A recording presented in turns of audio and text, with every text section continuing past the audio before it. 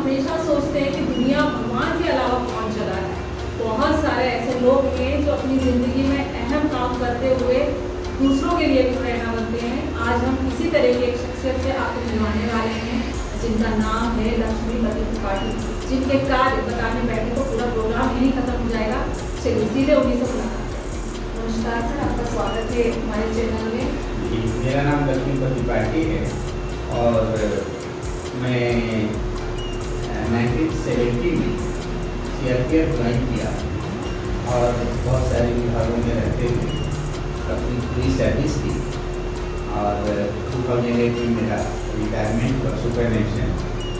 और जहाँ तक हम लोगों का अनुभव और ज्ञान रहा पूरे देश में, वो यही रहा कि हमारे देश की सुखी समृद्धि और सौहार्द पर जिससे हमारा देश प्रगति करे और दुनिया में इसका नाम हो, तो इन्हीं विचारों के साथ हम लोग आगे बढ़ते रहे।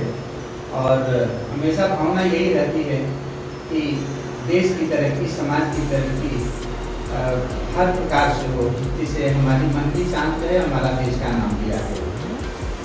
सर, इतनी जो आपने सेवाएं देश को दी हैं, उसके बाद आपको क्या लगता है कि आज जिस स्थिति में पहुंचा है वो स्थिति में लाना चाहते थे या कहीं भ्रमित हो गया थे? नहीं, आज हमारा देश जिस जगह पर है शायद बहुत कम लोगों को इसका ज्ञान होगा।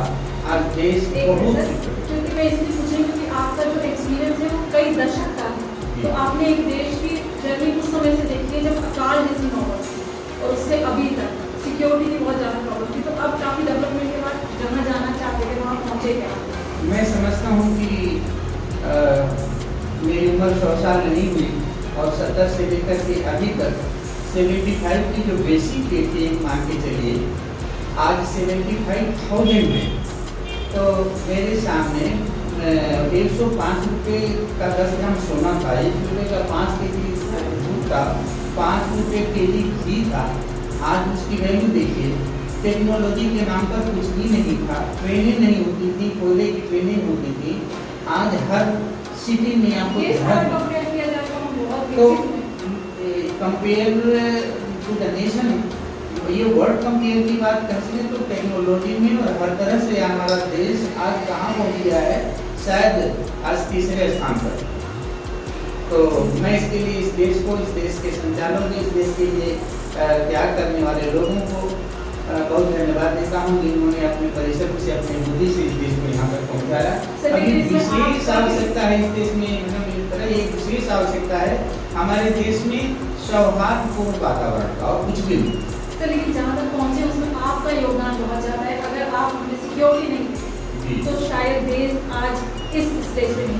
मैं इस बात को बड़े गर्व के साथ कह सकता हूँ कि हमारे देश में जो सिक्योरिटी फोर्सेज होती हैं, चाहे वो CRPF हो, BSF हो, ITBP हो, डिफेंस हो, INA हो, नेवी हो, एयरफोर्स हो, इनमें किसी भी प्रकार का दुष्प्रभाव नहीं होता है, इनमें किसी भी प्रकार की दूषित वातावरण नहीं होता है और सभी के अंदर एक ही जज्बा होता है, एक ही विचारधारा होती है, हमारा नेशन फर्स्ट और राष्ट्र की सुरक्षा।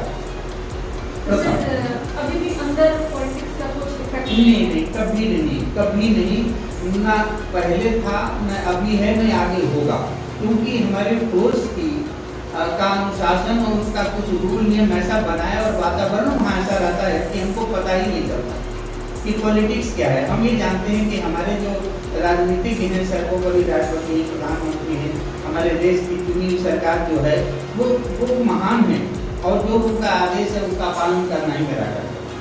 सर, बदलती हुई जो परिस्थिति है उसमें आप हमारे देश और देशवासियों को क्या संदेश देना चाहेंगे? मैं एक ही संदेश देना चाहूँगा। मैं तो बहुत छोटा आदमी हूँ, लेकिन मैं अपने पूरे देशवासियों को यही संदेश देना चाहूँगा कि हर परिस्थिति में भारत के उत्थान के लिए आप जिस जगह हैं, आप अकेले हैं, आपकी जो विचारधारा है उसको भारत के समृद्धि में अपनी विचारधारा को बना करके रखें, वातावरण को बहुत सौहार्दपूर्ण बनाएं, एकता की भावना बनाए रखें। ये देश अपने आप एक प्रथम श्रेणी में आ जाएगा। सर, 15 अगस्त भी आने वाला है, तो हमारी बहुत शुभकामना है, इसके लिए बहुत शुभकामना है और ये हमारा भी सौभाग्य होगा कि हम 15 अगस्त को अपने अपने घरों पर झंडा फहराएं और इसका स्वागत करें और देश की खुशी में अपनी खुशी मनाएं। इसी के साथ कि देश सर्वोपरि होता है, देश से बढ़कर कोई धर्म, कोई जाति, कोई इंसान नहीं होता है। इसी जज्बे के साथ देशवासियों की तरफ से आपको सलाम बहुत बहुत और धन्यवाद। बहुत बहुत